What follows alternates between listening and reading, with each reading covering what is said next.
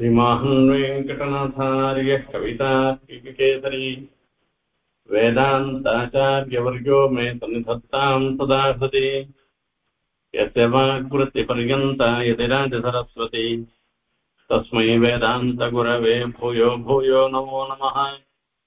विशुद्धविज्ञानघनस्वरूपं विज्ञानविश्राणनबद्धदीक्षम् दयानिधिं देहभृतां शरण्यम् देवं हयग्रीवमहं प्रपद्ये। श्रीवत्सजह्नमिश्रेभ्यः नममुक्तिमधीमहे यदुत्तयस्त्रयी कण्ठे यान्ति मङ्गलसूत्रताम्। இந்த சுந்தரபா புஸ்தகத்துல ஆழ்வான் அழகர அனுபவிக்கிற பദ്ധதியை நாம பார்த்துட்டு இருக்கோம். இதுல முதல்ல அந்த அழகர் எழுந்தருள் இருக்கிற திருமாலிரும் சோலை மலை, இந்த மலையை சார்ந்த இடங்கள், அங்கெல்லாம் எப்படி அப்சரத்துக்கள், அங்க இருக்கிற ஜந்துக்கள் எல்லாமே எப்படியெல்லாம் அந்த எம்பரமான அழகரை அனுபவிக்கின்றன, அந்த சுந்தரபாபு எப்படி எப்படியெல்லாம் அனுகிரகம் பண்றேன்ற விஷயத்தெல்லாம் முதல்ல தாச்சு. அதுக்கப்புறமா வேதாந்த ரீதியில அந்த எம்பெருமான மங்களாசாசனம் பண்ற அதுல 16வது ஸ்லோகத்துல வரைச்சே தத்பிரம்மாத்மபதைஹி த்ரயீ சிரசியோ நாராயணோஸ்யா ததான்னு சச்சப்தத்தினால சதேவ சௌமியதம் அக்ரஹாத்தீது பிரம்மவாயுதம் அக்ரஹாத்தீது இப்படி எல்லாம் ஆத்மாவாயுதம் அக்ரஹாத்தீதுன்னெல்லாம் சொன்னது. ஏகோபவி நாராயண ஆசீத்துன்னு சொன்னபடினால அந்த நாராயணனை தான் சொல்றது. இந்த திருஷ்டி ஸ்திதி பிரளயங்களுக்கெல்லாம் காரணமாக இருந்திருக்கிறவர் அவருக்கு ஒத்தார்மிக்கார் இல்லாதவராக இருந்திருக்கிற அமிர்தமாக இருந்திருக்கிற அந்த தாமரைப்பூ போன்ற திருக்கண்களை உடைய பிராரூட ஸ்ரீயம் ஆசிரியே வனகிரேன்னு அந்த அவருடைய திருமார்பல்ல பெரிய பிராட்டியார் ஏறி தந்திருக்கா, ஏழு திருவுடையார்னு பேரு. அப்படிப்பட்ட எம்பரமான நான் ஆசிரிக்கிறேன்னு புகழாக அடைகிறேன்னு அந்த ஸ்லோகத்துல தாச்சு. அடுத்த ஸ்லோகத்துல பதிம் விஸ்வஸ்ய ஆத்மானம் இது பரம் பிரம்ம புருஷா பரஞ்சோதி சத்வம் பரமபுஜ நாராயணான்னு நாராயண வாக்கத்துல வரைச்சே பதிம் விஸ்வஸ்ய ஆத்மேஸ்வரகம் சாஸ்வதகம் சிவமச்சோதம் நாராயண பரம் பிரம்ம தத்துவம் நாராயண பரஹ நாராயண பரோ ஜோதிராத்மா நாராயண பரஹ என்றெல்லாம் அந்த எம்பெருமான லோகத்துக்கெல்லாம் பதியாகவும் அவர் விஸ்வசிய ஆத்மா நாராயணன் தான் பரம்பிரம்மா, அவன்தான் பரம புருஷன், அவன்தான் பரஞ்சோதிஷு, அவன்தான் பரதத்துவம் என்பதெல்லாம் சொல்லி மகாரூட ஸ்ரீஹீச வனகிரி தாமா விஜயத்தைன்னு இப்படி பெரிய பிராட்டியாரோட கூட எழுதருடையானாக எழுந்துள்ளிருக்கிற அந்த எம்பெருமான் அந்த திருமாலிரும் சோலை அந்த இடத்துக்கே வனகிரி தாமா அந்த சோலைமலை பிரானாக இருந்திருக்கிற எம்பெருமானுக்கு விஜயத்தைன்னு ஒரு மங்களாசாசனம் பண்ணேன். அதுக்கப்புறமா 18வது ஸ்லோகத்துல நாம பார்த்தோம், பிருத்திவியாத்மாந்தம் நியமதி தத்துவநிகரம் ததந்தர்யாமி தத்வபு அவிதிதஸ்தேன பகவான் ச ஏஷ ஸ்வைஸ்வர்யாம் ந விஜஹத் அவசேஷ வனகிரிம் சமத்தியாசீனோ நோ விசது ஹிருதயம் சுந்தரபுஜா. அந்த சுந்தரபுஜன் சுந்தர தோழினாக எழுந்துள்ளிருக்கிற அந்த எம்பெருமான் என்னுடைய மனசுல பிரவேசிச்சு அது நிலையாக என்னுடைய மனசு அவனுடைய இருப்பிடமாக கொள்ள வேண்டும் என்பதாக பிரார்த்தனை பண்றேன். அங்க சுவாமி தேசிகன் அமலநாதிபுரனுக்கு வியாக்கியானம் பண்ணிருக்கார், முனிவாகன போகம்ன்ற வியாக்கியானம் பண்ணிருக்கேன். அந்த வியாக்கியானத்துல சொல்லச்சே நீலமேனி ஐயோ நிறைகொண்டது என் நெஞ்சினையே என்று 9வது பாசுரத்துல சாதிக்கிறார். நீலமேனி ஐயோ நிறை கொண்டது என் நெஞ்சினையேன்னு சொல்லச்சு நீலமேனி அதுக்கு முன்ன வரைச்சே அடியார்கண்ண அவன் நாதிபிரான் அடியார்கண்ணை ஆட்படுத்த திருக்கமல பாதம் என் கண்ணினுள்ளன ஒக்கின்றதே என்று அந்த பெருமாளுடைய திருவடி அந்த உந்தி அதுல இருக்கக்கூடிய எம்பெருமானுடைய ஒரு பீதாம்பரங்கள் அரைச்சு வந்து ஆடையின் மேல் சென்றதாம் என் சென்றேன்னு திருமார்பு திருக்கழுத்து திருக்கண்கள் அந்த நீண்டவ பெரியவா கண்கள் என்ன பேதமை செய்தனவேன்னு திருநெற்றிக்கட்டு நாசிக்க திரு அதரங்கள் இப்படி எல்லாமா பிரத்யேகமாக ஒவ்வொரு பிரத்யங்கமாக மங்களாசாசனம் பண்ணிட்டு கடைசியில அந்த சமுதாய சோபைய நீலமேனி ஐயோ நிறை கொண்ட ஜன்னஜனை என்ன ஐயோன்ற சப்தத்தினால என்னத்துக்காக சொல்றேன்னா இப்படிப்பட்ட ஒரு சேவை நான் இத்தனை நாள் நினைச்சியும் பார்க்காத ஒரு சேவை எனக்கு பெரிய பெருமாளுடைய சேவை எனக்கு கிடைச்சிருக்கு. இப்ப பாக்கியமான வேற ஒரு விஷயத்த நான் பார்த்தோம்னாக்கா அந்த அனுபவம் வந்ததுன்னா இந்த அனுபவம் எரேஸ் ஆயிடுமே, இது அழிஞ்சு போயிடுமே, இப்படி போயிடுச்சுன்னா என்ன பண்றது, என் மனசுல எப்பவும் அந்த பெரிய பெருமாளுடைய அனுபவமே தான் இருந்துட்டு இருக்கணும் என்று அவர் பிரார்த்தனை பண்ணாருன்னு முனிவாகன போகத்துல சுவாமி தேசிகன் அதுக்கு அதை குறிக்கிறது தான் ஐயோன்ற சப்தம் என்று முனிவாகன போகத்துல சுவாமி தேசிகன் வியாக்கியானம் பண்றார். அந்த மாதிரி இங்க ஆழ்வானுடைய பிரார்த்தனையும் என்னன்னு கேட்டா, இப்படி எம்பெருமான் வேதாந்த வேத்தியனாக எழுந்தருள் இருக்கிறான், ஏறு திருவுடையானாக எழுந்தருள் இருக்கிற அந்த எம்பெருமான் தன் மனசுல எப்பவும் குடிகொண்டு இருக்கணும்.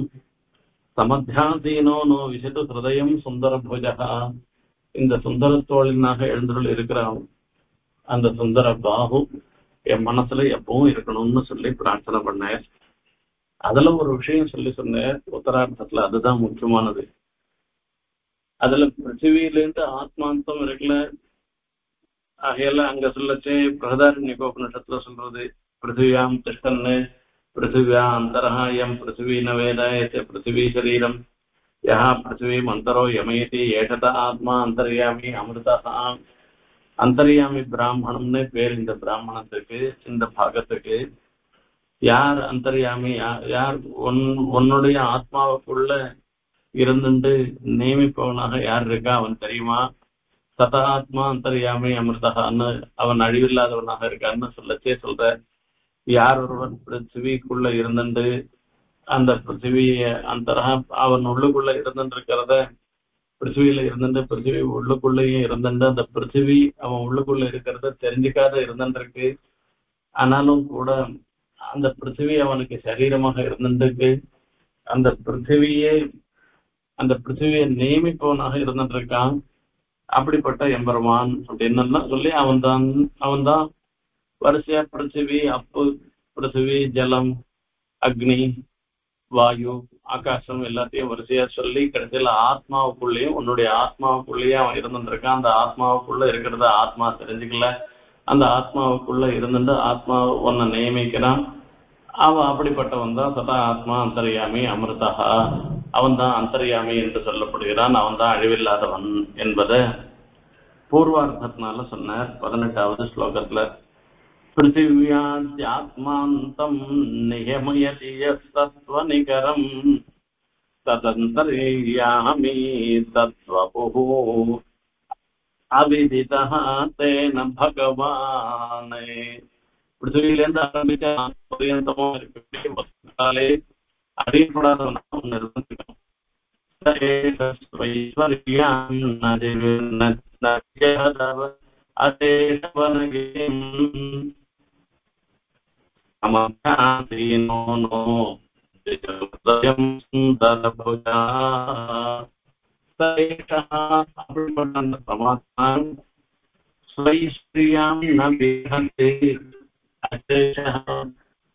அவருடைய ஐஸ்வர்யமாக இருக்கக்கூடியது, அவருடைய சர்வசக்தம் சர்வசக்தித்துவம் அதாவது சுத்தமாக இருக்கக்கூடிய திவ்யமங்கள விக்கிரகம், இப்படி எல்லாம் எம்பெருமானுக்கு ஏற்பட்டதாக, இந்த பெருமானுக்கு ஏற்பட்டதாக இருக்க குணவிசேஷங்கள், ஸ்ரீகுண்டத்திற்கு எம்பெருமானுக்கு இருக்கக்கூடிய குணவிசேஷங்கள்ல எதையும் விட்டுக்காமல் எதிலையும் குறவில்லாமல் இந்த திருச்சி திருமலை சொல்லக்கூடிய திருமாலை எம்பெருமான் எழுதிருக்க. அப்படிப்பட்ட அந்த எம்பெருமான் என்னுடைய மனசுக்குள்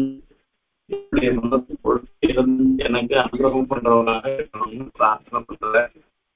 பெருமாளும் சொல்லி மலையன்றேன் என்ன பெருமாள் நிறைய போன்றான ஒரு வியாஜாபேட்சமாக அந்த பெருமாள் மலைன்னு சொன்ன உடனேயே என் நிறைய போன்றான் என் மனசு வரைக்கும் மனசு முழுக்க ஆக்கிரமிச்சுட்டு பெருமாள் எழுந்திருக்கேன் நம்மாழ்வாருக்கு அனுகிரகம் பண்ண மாதிரி எனக்கும் நீர் அனுகிரகம் பண்ணணும் என்று பிரார்த்தனை பண்ற. ஸ்லோகத்துல இந்த ஸ்லோகம் அற்புதமான ஸ்லோகம்.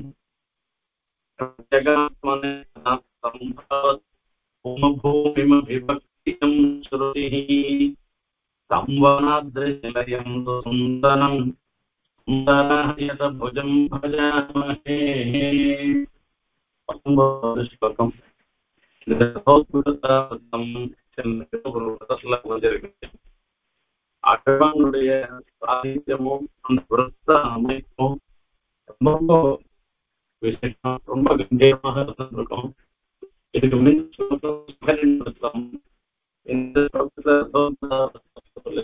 அந்த பேர் போராமா இது ஒரு சேர்த்த பாக்கிச்சு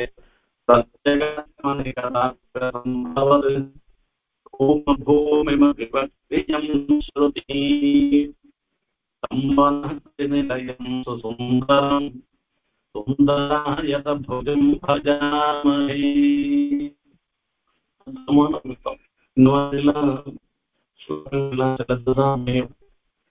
இதெல்லாம் ஆழ்வான் இந்த விருத்தத்தை அமைஞ்சு கையில பேனாவும் ஓலைச்சோடியும் வச்சது மனசால எழுத அந்த சுந்தர புஜமாக எழுந்திருக்கிற சுந்தர தோழனாக எழுந்திருக்கிறேன்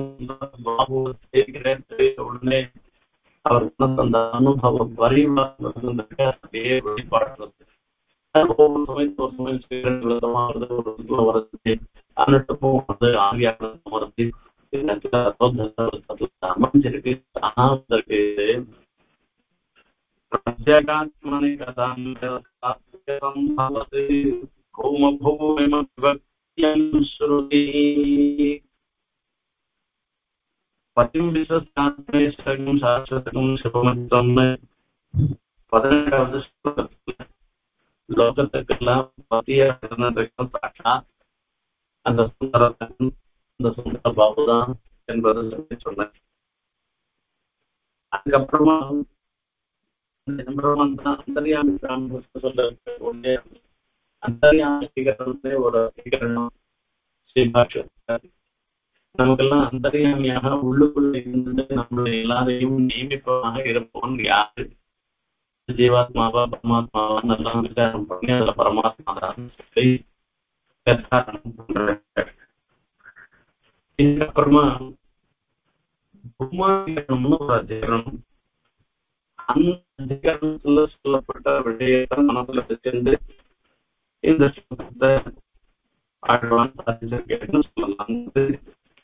பெரியவர்களுடைய உத்தரவிடும் ஆத்மாந்தம் நியமதி எத்தத்வ நிகரம் ததந்தர்யாமி தஸ்வபு அவிஜித சேன பகவான் சயேஷ ஸ்வைஸ்வர்யாம் ந விஜக தசேஷ வனகிரிம் சமத்தியாசீனோ நோ விசது ஹிருதயம் சுந்தரபுஜகா.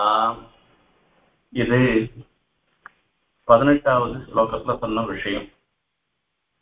இதுல சொல்லச்சு இங்க பிரகதாரண்யகோபனிஷத்துல சொல்லிருக்கு यहाँ पृथिव्यां तिष्ठन् पृथिव्या अन्तरहायं पृथिवी न वेद यस्य पृथिवी शरीरं यः पृथिवी मन्तरो यमयति ஏகத ஆத்மா அந்தர்யாமி அமிர்தஹ என்பதாக.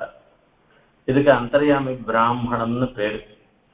இந்த அந்தர்யாமி பிராமணத்துல வரைச்சே அந்தர்யாமின்ற சப்தத்துக்கு முன்ன அர்த்தம் பண்ணும். ஒரு வஸ்துவுக்கு உள்ளுக்குள்ள இருந்துட்டு அதை நியமிக்கிறவதாக இருக்கிறது எதுவோ அதுதான் அந்தர்யாமின்னு சொல்லி சொல்றோம். இப்ப இந்த அந்தர்யாமி பிராமணத்துல இப்ப பிருத்திவியாதிகள் எல்லாம் வரிசையா சொல்லிட்டு வர அந்த பிருத்திவி ஆகாசம் அதான் பிருத்திவி அப்பு ஜலம் தேஜஸ்ன்னு சொல்லக்கூடிய அக்னி வாயு ஆகாசம் இவை எல்லாவற்றுக்குள்ளுக்குள்ளேயும் பெருமாள் இருந்துருக்கு. அது உள்ளுக்குள்ள இருந்து அதை நியமனம் பண்றேன். அதை நியமனம் பண்ணிட்டு அதுக்கப்புறமா அது உள்ளுக்குள்ள இருக்கிறத அந்த பிருத்திவியாதிகள் எதுவும் அறிந்து கொள்ளவில்லை என்றெல்லாம் சொல்லிக்கிறார். இப்ப நம்ம சரீரம் இருக்க, இது பாஞ்ச பௌத்திகமான சரீரம். இது இந்த பஞ்ச பௌத்திகமான இந்த சரீரத்துக்குள்ள இந்த ஆத்மா இருந்துட்டு, ஆத்மா இந்த சரீரத்துக்குள்ள இருக்குன்றது சரீரம் தெரிஞ்சுக்கிறதா? தெரிஞ்சுக்கல. இந்த ஆத்மா தான் நியமனம் பண்றது. இந்த கையை தூக்கணும்னாக்க ஆத்மா தான் நியமனம் பண்றது, நான் பேசணும்னு சொல்றது எல்லாத்தையுமே இந்த ஆத்மா தான் நியமனம் பண்றது. இப்படி நியமனம் பண்றபடியாக இது உள்ளுக்குள்ள இருந்துட்டு, இந்த சரீரத்திலேயே இருந்துட்டு, சரீரத்து உள்ளுக்குள்ளேயே இருந்துட்டு, அந்த சரீரம் பஞ்சபூதங்களான சரீரத்தினால இது உள்ளுக்குள்ள ஜீவாத்மா இருக்குன்றத தெரிஞ்சுக்க முடியாமல் இருந்துட்டு இந்த சரீரத்தை நியமிக்கிறதாக இருக்கிறது. ஆகையால இது அந்தர்யாமி என்று சொல்லி இந்த ஜீவன் தான் அந்தர்யாமின்னு ஒரு பட்சம் பண்ணி பண்றார். அதுக்கப்புறமா சொல்லச்சு அந்தர்யாமி எதுவா இருக்கும் அப்படின்னா, ஆத்மனு கிருஷ்ணன்னு ஆத்மானம் அந்தரோயமயத்தின்னு எல்லாம் சொல்லி சொல்றது இருக்க, இந்த பிருத்திவியாதிகளுக்குள்ளுக்குள்ள இருந்துட்டு பிருத்திவியை எப்படி நியமனம் பண்றதோ அதே மாதிரி ஆத்மாவுக்குள்ளுக்குள்ளேயும் இருந்துட்டு இந்த ஆத்மாவையும் நியமனம் பண்றது. அந்த ஆத்மா உள்ளுக்குள்ள இருக்கிறத ஆத்மாவும் தெரிஞ்சுக்கல, அப்படிப்பட்டதாக எது இருந்துட்டு இருக்கோ அதுதான் அந்தர்யாமின்னு சொல்லி கடைசியில சொல்றேன். இப்படி சொன்னாக்க அப்போ கடைசியில இப்ப இதனால என்ன ஏற்படுறது, அந்த அதிகரணத்தை அந்தர்யாமி அதிகரணத்தை விசாரம் பண்ணச்சு இந்த அந்தர்யாமியா இருக்கிறது ஜீவனா அல்லது பரமாத்மாவான்னு ஒரு கேள்வி வருது. ஆத்மாவுக்குள்ளுக்குள்ளேயும் ஒண்ணு இருக்குன்னு சொல்லி ஸ்ருதி சொல்றபடினால அது பரமாத்மாவா தான் இருக்க முடியுமே தவிர ஜீவனாக இருக்க முடியாதுன்னு சொல்லி அந்த அந்தர்யாமி பிராமணத்துல சொல்லக்கூடிய அந்தர்யாமியாக இருக்கிறவன் பரமாத்மான்றத தீர்மானம் பண்றவர். அப்படிப்பட்ட அந்த பரமாத்மா ஸ்வைஸ்வரியா நவிஜக தசேக வனகிரின்னு அந்த தனக்கு அவருக்கே ஏற்பட்டதான சர்வஜத்துவம், சர்வசக்தித்துவம், சமஸ்த கல்யாண குணாகரத்துவம், ஹேய பிரத்தினேகத்துவம் என்றெல்லாம் சொல்லக்கூடிய எல்லா குணங்கள்ல எதையும் துளியும் விடாமல் அந்த சுத்த சத்துவமயமான திவ்யமங்கல விக்கிரகத்தோட அப்படியே திருமாலிருக்கும் சோலையில அழகராக எழுந்தருளி இருக்க என்பதாக சொல்றார். ஆகையால இவர் எப்படிப்பட்ட அஜகத் சுபாவம் அவர் இதுல சொல்லச்சே, கீதையில சொல்றார், அவதார ரகசியத்துல சொல்லச்சே, அர்த்தாவதாரம் உள்பட மீதி அவதாரங்கள் எல்லாவற்றிலையும் எம்பெருமானுடைய திருமேனி சுத்த சத்துவமயமான திருமேனியை தவிர நம்மள மாதிரியாக மாம்சம், ரத்தம், அஸ்தி இவைகளால ஆன திருமேனி கிடையாது என்றதான். அஜோபிசன் அவ்யயாத்மா பூதானாம் ஈஸ்வரோபிசன் பிரகிருதிம் சுவாம் அதிஷ்டாய சம்பவாமி ஆத்மமாயான்னு கீதையில சொன்ன முறையில ஆதியன் ஜோதியுருவை அங்கு வைத்து இங்கு பிறந்தன்னு ஆழ்வார் மங்களாசாசனம் பண்ணினபடி திருமாலிரும் சோலையில அழகராக எழுந்தருள் இருக்க என்பதை சொல்லி சொன்னார். இப்போ அதுக்கப்புறமா இந்த ஸ்லோகம் தான் ரதோத்ததா விருத்தத்துல அமைஞ்சிருக்கிற அற்புதமான ஒரு ஸ்லோகம். இந்த ரதோத்ததா விருத்தம்னா இந்த தேர் போற மாதிரி கட கட கட கட கடன்ற மாதிரி இருந்துட்டு இருக்குமா. இது 19வது ஸ்லோகம். பிரத்யகாத்மனி கதாப்ய சம்பவத் பௌம பூமிமபிவக்தியம் ஸ்ருதிஹி தம்வனாத்ரி நிலயம் சுசுந்தரம் சுந்தராயத புஜம் பஜாமஹே. இப்போ இந்த ஸ்ருதி வாக்கியங்கள்லாம் அந்த பரமாத்மாவை நிர்ணயம் பண்றது. இந்த சாட்சாத் சிவன் நாராயணன் தான் பரபிரம்மமாக இருந்திருக்கார், அவர் தான் ஸ்திதி பிரளயங்களுக்கெல்லாம் காரணமாக இருந்திருக்கார் என்கிற விஷயத்தெல்லாம் நிர்ணயம் பண்ற அந்த நிர்ணயம் பண்ற ஒரு பிரக்கிரிய ஒரு முறை இருக்க, இது அற்புதமானது. அததான் ஸ்ரீபாஷ்யத்துல ஒவ்வொரு அதிகரணத்திலையும் நிர்ணயம் பண்ற. அந்த மாதிரி வரத்தே ஒரு திருஷ்டாந்தம் சொல்லுங்க. ஆகாசோகவை நாமரூபயோகோ நிர்வகிதா என்று ஒரு ஸ்ருதி இருக்கு. இந்த ஆகாச சப்தத்தினால சொல்லப்படும் பொருள் எதுன்னு ஒரு கேள்வி வரும். அதாவது ஆகாச சப்தத்தினால சொல்லப்படும் பொருள் தான் இந்த ஸ்திதி பிரளயங்களுக்கெல்லாம் காரணமாக இருக்குன்னு அர்த்தம். இப்ப இந்த பூதாகாசம் இருக்க, பஞ்சபூதத்துல ஒன்னாக இருக்கக்கூடிய ஆகாசம் எப்பவுமே ஒரு சொல்லுக்கு அந்த இடுகுறி பெயர் இருக்கு, அதுக்கு பிராபல்யம் அதிகம். அதாவது ரூடி, யோகத்தை காட்டிலும் ரூடின்றது பலியத்துன்னு சொல்றது. ஆகாசம் அப்படின்னு சொன்னா எதை சொல்லணும்னா இந்த பூதாகாசத்தை தான் சொல்லுமே தவிர வேற எதையும் சொல்லாது. அப்ப அந்த இடுகுறி பெயராக இருக்கிறதுக்கு பலம் அதிகம். இப்ப ஆகாசோகவை நாமரூபையோர் நிர்வகித்தான்னு சொல்லச்சு, இந்த ஆகாச சப்தத்தினால இப்ப இந்த ஸ்பேஸ்ன்னு சொல்லக்கூடிய ஆகாசத்தை சொல்லி இந்த ஆகாசம் தான் எல்லாத்தையும் படைக்கிறதுன்னு சொல்லணும். இப்படி பூர்வபட்சம் பண்றான். அப்போ சமாதத்துக்கு சித்தாந்தம் சொல்லச்சு, வாஸ்தவம் நீ சொல்றதெல்லாம் ஒத்துக்கிறேன் நானு, வழக்குல வரைச்சு இடுகுறி பெயருக்கு தான் பிராபல்யம் அதிகம். அதுக்கப்புறமா தான் இந்த ஒரு அந்த சப்தங்கள்ல கொண்டு அந்த போனட்டிக் இதை வச்சிருந்து அர்த்தம் சொல்றது இருக்கு. அதுக்கு அடுத்ததாக தான் சொல்றது யௌகிக விற்பத்தின்னு சொல்றது. அந்த யோக விற்பத்தியை காட்டிலும் இந்த ரூಢி விற்பத்திக்கு பலம் அதிகம்தான். ஆனா அந்த ரூಢி விற்பத்தியை கொண்டு ஒரு விஷயத்த ஒரு அர்த்தம் சொன்னோம்னாக்க அந்த அர்த்தம் அந்த சந்தர்ப்பத்துக்கு பொருந்தாது போயிட்டுனாக்க அப்போ யௌகிகமான ஒரு விற்பத்திய ஆசிரியக்கணும். இப்படி சொல்ற ஒரு விஷயம். தாமரை என்று சொல்லுகிறோம். தாமரை புஷ்பத்துக்கு பங்கஜம்னு ஒரு பேரு. பங்கஜம்னு சொன்னோம்னாக்க பங்கா ஜாயதைத்தி பங்கஜம், பங்கம்னா சேர்ல இருந்து உண்டாருது, அது எதுவோ அது பங்கஜம்னு சொல்றோம். ஆனா அந்த பங்கஜ சப்தம் இடுகுறி பெயராக ஆறுது. தாமரை புஷ்பத்துல தாமரையில இடுகுறி பெயராக ஆறுது. பங்கஜம் சேர்ல இருந்து உண்டாருது, அள்ளி கூட தான் உண்டாருது, இந்த ஆகாய தாமரை கூட தான் உண்டாருது. எத்தனையோ வஸ்துக்கள்லாம் சேர்ல இருந்து உண்டாகக்கூடியதாக இருக்கும், அந்த குளத்துல உண்டாகக்கூடியதாக இருக்கும். ஆனா அதுவே அந்த பங்கஜ சப்தமே இடுகிரி பெயராக மாறிடுச்சு. தாமரை பங்கஜம்னு ஒருத்தர் சொன்னா அது தாமரை புஷ்பத்தை தான் சொல்லணும்னு வந்துடுச்சு. இதுக்கு யோக ரூடம்னு பேர். யோக விற்பத்தினால அந்த சப்தார்த்தத்தை கொண்டும் நிர்வாகம் பண்ணலாம், இடுகிரி பெயராக இருக்கிறத கொண்டும் நிர்வாகம் பண்ணலாம். இப்போ ஆகாச சப்தத்தினால அது இடுகிரி பெயராக இருக்கக்கூடிய பூதாகாசத்தை தான் சொல்றபடினால இந்த பூதாகாசத்துக்கு சங்கல்பத்தினால சிருஷ்டின்றது வரவே வராது. அது அச்சேதனமா போயிடுறதுனால சேத்தனத்துக்கு தான் அந்த நினைக்கிறது ததைக்கத பகுத்தியாம் பிரஜாயன்னு சொல்லி அந்த சங்கல்பத்தினால சிருஷ்டின்றது அச்சேதனத்துக்கு வராது, சேத்தனத்துக்கு தான் வரும்.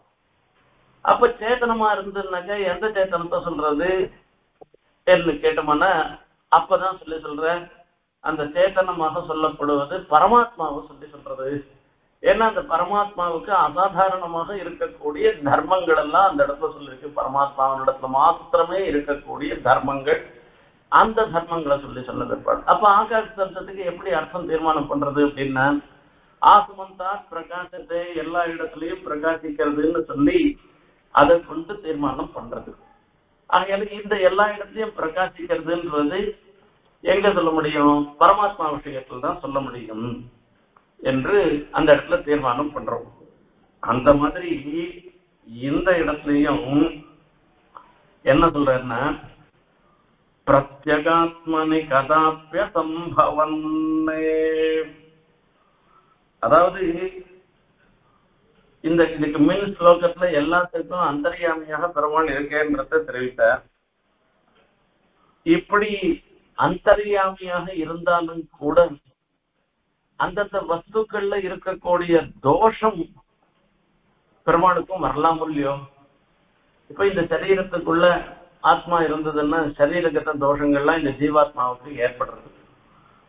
இப்ப என்ன சொல்ல போறோம்? இந்த ஜீவாத்மா நிச்சயமே பரிசுத்தமாக இருந்தாலும் கூட இந்த சரீரத்தோட தொடர்பு இருக்கிறபடினால இதுல வரைச்சு இது இழிந்த பிறவி, உயர்ந்த பிறவி என்றெல்லாம் பேர் வருது. ஒரு பசுவா ஒரு பிறகுறான், நாயா ஒரு பிறப்பு ஏற்படுறது. இந்த மாதிரி எல்லாம் ஒரு பிறப்பு வந்ததுன்னாக்கா சண்டாள யோனிம்பா, சோக்கர யோனிம்பா, யோனிம்பான்னு எல்லாம் சொல்லிருக்கு. இப்ப அந்த பிறப்பு நிமித்தமாக அந்த சரீர சம்பந்தத்தினால அந்த ஜீவனுக்கு ஒரு தோஷம் ஏற்படுறது. இப்ப இந்த ஜீவனுக்குள்ளேயும் பெருமாள் அந்தர்யாமியா இருந்துட்டு இருக்காரு இல்லையோ, அவருக்கு அந்த தோஷம் வருமானு அடுத்த ஒரு கேள்வி வருது. ஆனா பெருமாளுக்கு அந்த தோஷம் வராதான். அததான் ஸ்ருதி சொல்றது. எல்லா வஸ்துக்களுக்குள்ளுக்குள்ள இருந்தாலும் சத்கத தோஷம் எதுவுமே பெருமாளுக்கு வராததாக இருக்கிறதுன்றது இது பெருமாளுக்கே இருக்கக்கூடிய, ஈஸ்வரனுக்கே பிரம்மத்துக்கே இருக்கக்கூடிய ஒரு அசாதாரணமான யூனிக் ஃபீச்சர் என்று சொல்லணும்.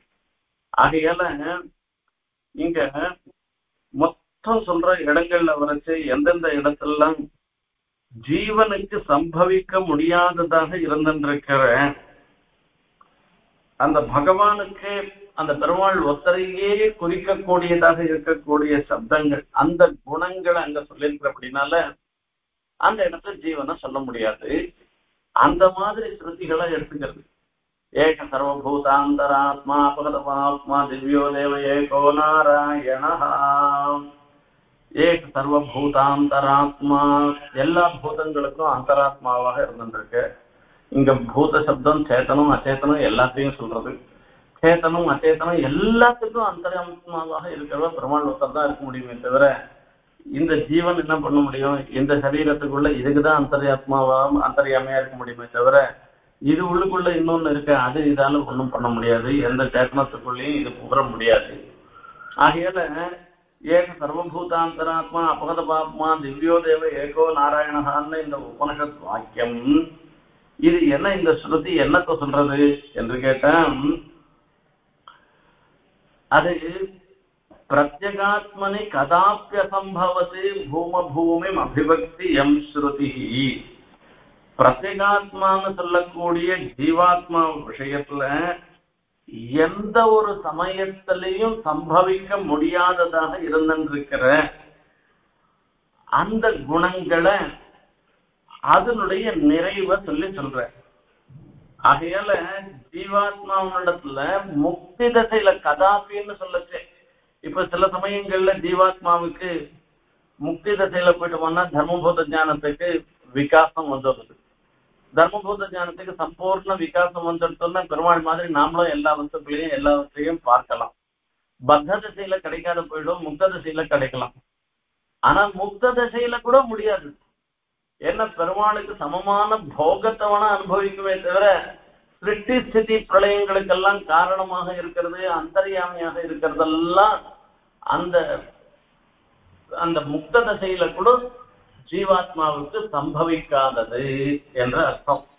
பிரத்யேகாத்மனா பிரத்யேகாத்மான ஜீவாத்மாவை சொல்லி ஜீவாத்மாவில எந்த ஒரு சமயத்திலையும் அசம்பவத் பூம பூமிகா, அந்த அதாவது சம்பவிக்காத வர முடியாததாக இருந்திருக்கிற அதிசயங்கள், அப்படிப்பட்ட அதிசயங்களோடு இருப்பவராக திகழ்பவர், அவருக்கே உரித்தான குணங்களோடு திகழ்பவர்.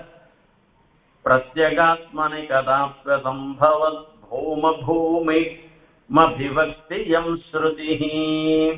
அப்படிப்பட்ட ஒரு விசேஷத்தோட உடையவனாக யார் ஒருவனை வேதம் சொல்லுகின்றதோ, யார சொல்றது? அந்த திருமாலிகள் சொல்லல இருக்கிற அழகரை தான் சொல்றது. அந்த அழகர் எந்த ஒரு சன்னிவேசத்திலையும் அவருக்கே உண்டான ஒரு தனி ஒரு குணங்களோட அவர் எழுந்தருள் இருக்க என்பது சொல்ற. இங்க பூம சப்தம்ன்றது இந்த உபனிஷத்துல பூமாதிகரணம்னு ஒரு அதிகரணம் இருக்கு. சாந்தோக்கிய உபனிஷத்துல பூம வித்யன்னு ஒரு வித்யை. தரதி சௌகம் ஆத்மவித்தை, ஆத்மாவை யார் தெரிஞ்சுக்கிறானோ அவனுக்கு சம்சார நிவர்த்தி ஏற்படுறதுன்னு சாஸ்திரத்துல சொல்லிருக்கு. நாரத அந்த சனக சனந்தனான் என்று சொல்லக்கூடிய பிரம்மாவனுடைய முதல் குமாரர்கள், அவள்லாம் பிரம்மவித்து. அவளிடத்துல போய் கேட்கிறேன், அதிகி பகவீஹோபசுதாந்த சனத்குமாரம் நாரதா. அந்த சாந்தோக்கிய உபனிஷத்துல சொல்றது. நாரதரை பார்த்து, நாரதர் சனத்குமாரரை பார்த்து கேட்கிறேன்னா, அதிகி பகவனா இதிஹோபசுதாத, நீர் எனக்கு சொல்லி வைக்கணும், நீர் எது அதாவது எதை நீர் உபாசனம் பண்றேனோ அதை நீர் எனக்கு சொல்லணும் என்று சொல்ற. இதை கேட்கறதுன்றது இருக்க, ஒரு பிரம்ம வித்தியை கேட்கணும்னாக்க அது சாதாரணமா போய் இப்ப இந்த மாதிரி யூடியூப்ல சொல்றது இதுல சொல்றதெல்லாம் அந்த மாதிரிலாம் பண்ணக்கூடாது. அந்த பிரம்மவித்திய தந்தி பிரணிபாத்தேன பரிபிரஷ்னேன சேவையான்னு சொல்லி அவளை போய் சேவிச்சு விழுந்து சேவிச்சு எனக்கு அனுகிரகம் பண்ணோம்னு கேட்டு அவ சொல்றது புரியலன்னாக்கா அந்த சந்தேகத்தை கேட்டு இப்படி எல்லாம் தான் பிரம்ம வித்தியை தெரிஞ்சுக்கணும். விதிவது உபசன்னகான்னு சொல்லி சொல்றாரு. நாரதர் சனத்குமார் இருந்த போச்சு அவரை விழுந்து சேவிச்சு சமித்பாணிகி ஸ்ரோத்ரியம் அவள்கிட்ட போச்சு ஆச்சாரியாரிடத்துல வெறும போகக்கூடாது.